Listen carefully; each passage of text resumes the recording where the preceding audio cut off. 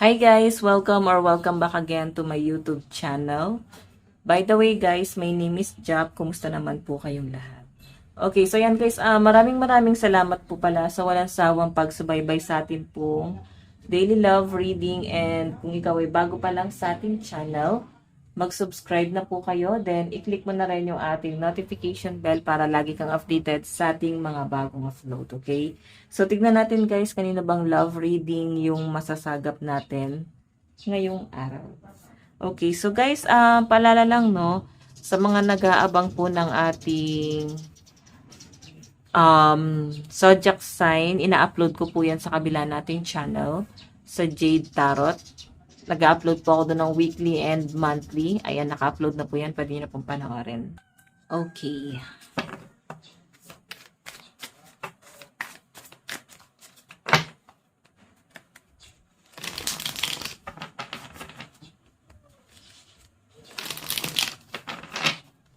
Tignan natin.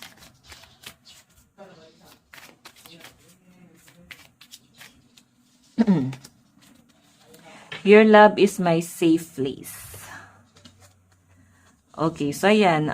Nakikita ko guys dun sa person mo, parang sobrang kampante siya sa inyo. Okay? Nakikita ko na parang magaan yung pakiramdam niya every time na magkausap kayong dalawa. So, iba sa inyo guys, pwedeng nasa talking stage or parang bago pa lang tong relasyon na to.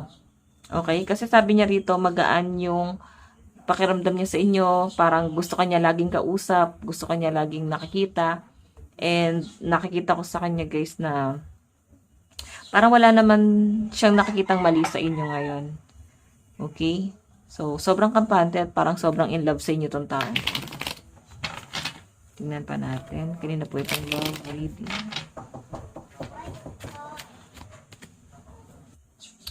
Okay, so sabi rito guys, forgive what you didn't know, you're still learning.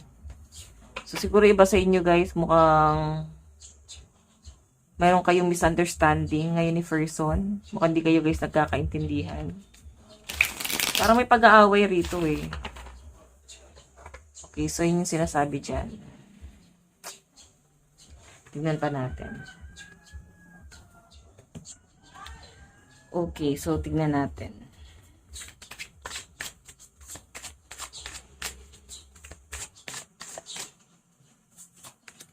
Meron tayong no time or distant can break our connection.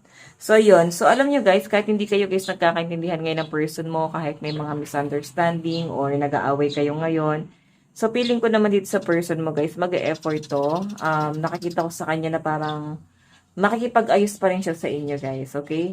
So, pwede kasing may pag-iwas ka or baka blinak mo siya or hindi naman siguro guys dapat to binibig deal. Kasi nakikita ko sa kanya na mahal ka nito eh. Mag-e-effort yun, no? Okay? So, gagawa to ng paraan para lang mag-usap kayo ulit. Yan yung pinapakita sa akin. So, by the way, additional message.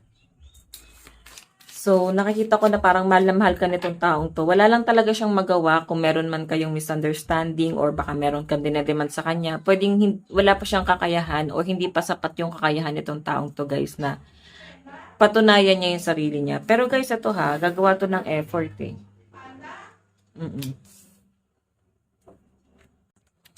Okay, so tignan pa natin ha. Additional message.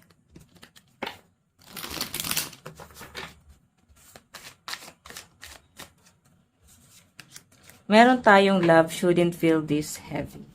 Alam mo, bigat na bigat yung kalooban niya ngayon. Ngayon, kung hindi kayo nag-uusap, kung nagkakaroon kayo ng distansya sa isa't isa ngayon, malinaw yung pinapakita sa akin dito, no?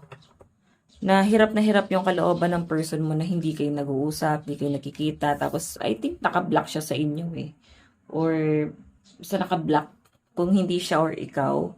So, para sa kanya kasi guys, gusto niya pa talaga tong ilaban. Gusto niyang ilaban tong connection nyo. And ayaw niya na parang magtapos lang kayo ng hindi niyo man lang to na pag-uusapan. So, parang gusto niya guys ng closure. And sobrang hirap na hirap yung kalooban nitong taong to. Ngayon, tingnan pa natin. Meron tayong my endless love for you is endless. Okay, my love for you is endless pala, sorry, 'di ba? So ibig sabihin, yung pagmamahal niya sa inyo, guys, hindi 'yon nawawala. Hindi niya kayang mag-move on sa inyo. Okay? Kung siguro tinapos mo na tong relasyon na to, then sinasabi itong person na to na hindi niya kayang mag-move on. Gusto niya talagang ayusin to. Sobrang nagsusumamo siya ngayon. Sobrang nahihirapan itong si person, no? Gustong-gusto kanya makausap ngayon, pero parang hindi kayo, parang no contact talaga kayo. Meron tayong your soul shine brighter than the star. Okay, so ibig sabihin, talagang mahal na mahal ka niya kasi nga, parang ikaw yung nagiging mundo niya ngayon. Tapos wala siyang ibang nakikita doon, kundi ikaw lang. Wala siyang ibang sinusunod, kundi ikaw lang. Kumbaga parang sobrang nahuhumaling sa inyo tong taong to. Meron tayong I question if I'm what you need. 'Di ba? Willing pa siyang ibigay lahat para sa inyo. Kasi gusto niya talagang i-work out to. Meron tayong I feel alone even when we're together. Okay. So, yun nga lang, parang hindi ka na niya nafe-feel. Siguro, pag magkasama kayo, parang napaparamdam mo sa kanya na parang may iba kang prioritize, nakapokus ka sa family mo, hindi ka niya nararamdaman eh. Nasa iba yung focus mo. Kaya tong person mo na to, guys, nalulungkot siya. Kasi, parang ikaw tong na-fall out of love. Ikaw tong parang mas nawawala na ng gana dito sa connection nyo na to. Okay? Tignan pa natin.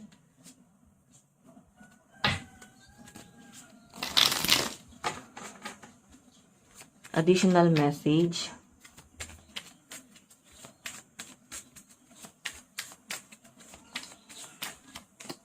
Meron tayong page of earth. Oh. Parang itong pagmamahalan na to, itong connection na to, maliit na problema lang to na parang big deal. Kasi page eh, maliit. Parang bata pa siya or fresh pa lang siya. So, pwedeng ngayon pa lang to or parang may pagkatalong pwedeng mangyari. Or pwedeng nangyayari na nga siya, guys, no? Kasi yung nakikita ko dyan, page of earth. Sobrang babaw lang ng pwedeng pagtalunan yung dalawa. Tapos parang hanggang sa parang lalago siya. Hanggang sa lalawak na lang to. Okay, so again, meron tayong 5 of water. Diba? Grabe yung emosyon ni person mo. Sobrang nalulungkot, sobrang nahihirapan. Ikaw talaga yung niya, nilook forward niya ngayon eh. Sobrang nasasaktan tong person mo. Okay. So, I think may pagsusumamo. May paghahabol eh. I think hahabol to sa inyo.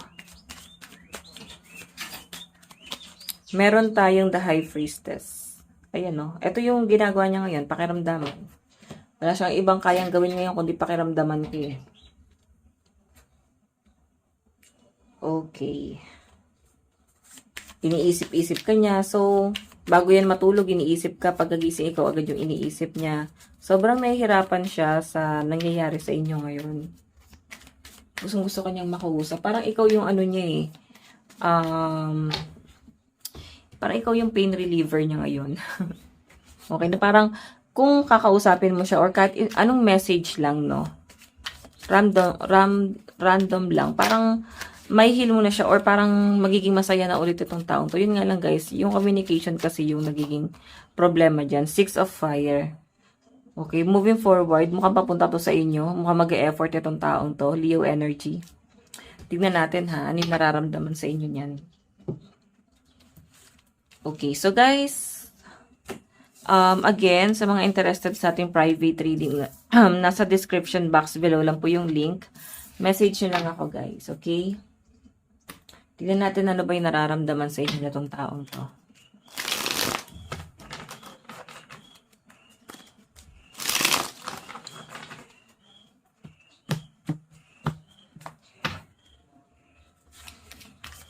Nararamdaman sa inyo na itong taong to.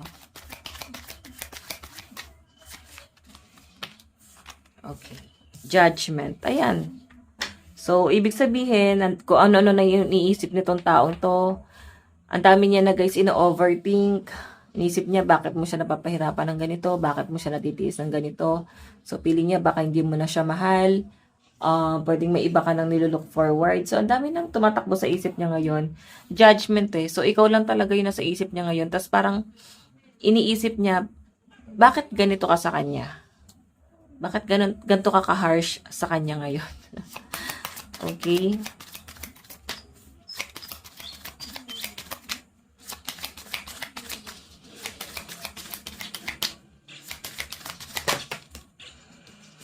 Meron tayong The Tower. Ayun o.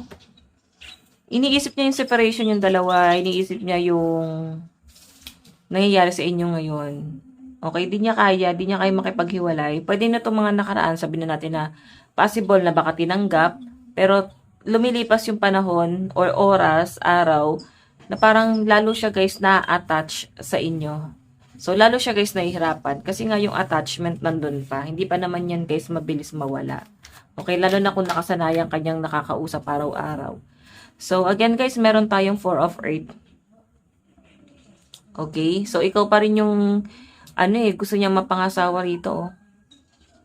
Ikaw pa rin yung inaantay niya. Ikaw pa rin yung parang gusto niyang uwian. Okay, yun nga lang parang ang cold muna sa kanya. Kaya itong person na to, ang nakikita ko sa kanya, kahit ganon, willing pa rin siya magstay. Okay? Ibang klase yung pagmamahal na itong taong to.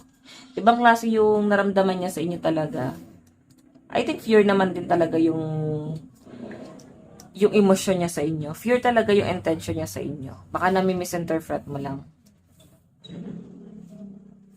Okay, so tingnan natin.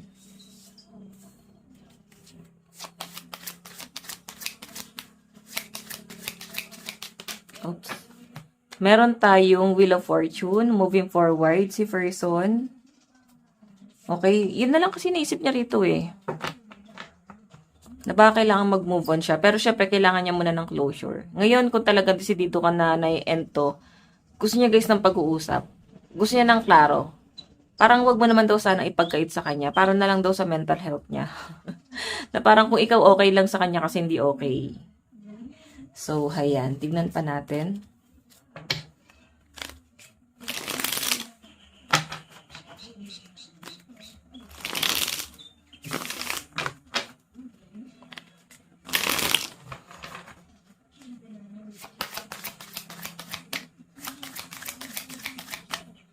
Additional message. Paano ka nakikita nitong taong to? Meron tayong the High Priestess. Iniisip ka niya, oh. Iniisip niya kung iniisip mo rin daw ba siya. Nag-aalala ka ba sa kanya, sa sitwasyon niya ngayon? Gusto mo daw ba talaga yung ganyan? Na nahihirapan siya, hindi mo siya kinakausap. Meron tayong Temperance para magkakasakit tong person mo. No? Lumalala yung niya. Heartbreak nito, as in broken-hearted talaga siya. Oo. Meron tayong 6 of Water. So, I think, umaasa talaga siya na mag-usap kayo. Piling ko naman mag-usap pa kayo to. Virgo energy to. Okay, Virgo energy. Gusto niya ng closure, guys. Okay? Gusto niya yung parang yung ginagawa mong pag-aasikaso, pagmamahal sa kanya. Namimiss niya yon. Siguro, nagkakaroon ka ng disappointment, then parang hanggang sa sumusuko ka na. Okay? Ayun yung nakikita ko sa kanya dyan. Tignan natin ano yung magiging effort nitong taong to. 6 of Water, 2 of Earth, nag-aantay siya eh. Nag-aantay siya ng parang signal sa'yo. Okay? Kung ano yung gagawin mo rito. Kasi 6 of Water to eh. Okay? Nandun pa rin yung umaasa siya na mag-aayos kayo, magiging malambing ka pa rin sa kanya, maahal mo siya. Aware siya eh, na parang naguguluhan, parang nandun sa point na mahal mo siya at the same time baka hindi na. Ganon yung nakikita ko dyan. So, feeling niya nag-a-assume na lang ba siya na mahal mo siya? So, 9 of Water. Ayan, 9 of Water. Alam mo, kahit parang pinaparamdam mo sa kanya na hindi mo na siya mahal, alam niya na mahal mo siya eh. Nararamdaman niya eh. Kasi tignan mo, hoping pa rin siya dito. hoping pa rin siya na maging maayos ang lahat. Kasi nag-aantay siya rito, guys. Okay, tignan natin. Additional message. Meron tayong need time to heal. Diba? Parang nasa healing process si person ngayon. Alam nyo guys, pwede nyo pa naman itong pag-usapan kasi yun, no, madalas ka napapaginipan, iniisip-isip ka kasi bago siya matulog. So, pwede nyo pa naman daw to guys pag-usapan. Siguro kung kaya nyo pa naman settle nyo, no? Okay, tignan natin na yung message niya sa inyo. Meron tayong just being near you is intoxicating. Meron tayong I lost myself for a little while. Meron tayong don't know how hard it was to let you go. Zodiac sign, Capricorn, Libra, Sagittarius, Virgo, and Scorpio, Leo. Last one. Virgo, Scorpio, Cancer, Aquarius, Sagittarius, and Libra energy sa side ni person. So guys, again, nahihirapan itong person mo na i-let go ka. Ayun no? Akala mo madali lang sa kanya, pero hirap na hirap siyang i-let go ka ngayon. Wala siya sa focus. Gusto kanya ulit maramdaman. So, siguro bigyan mo ng closure tong taong to, no? Kasi parang di niya kakayanin. Yun ang nakikita ko sa kanya, eh. Parang di niya kaya. Okay. So, doon naman tayo sa energy mo.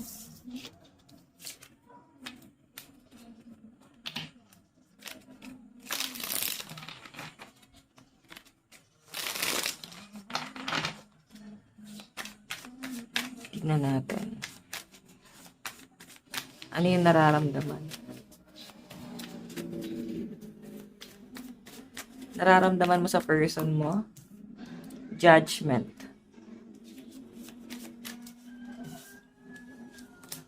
And the Fool.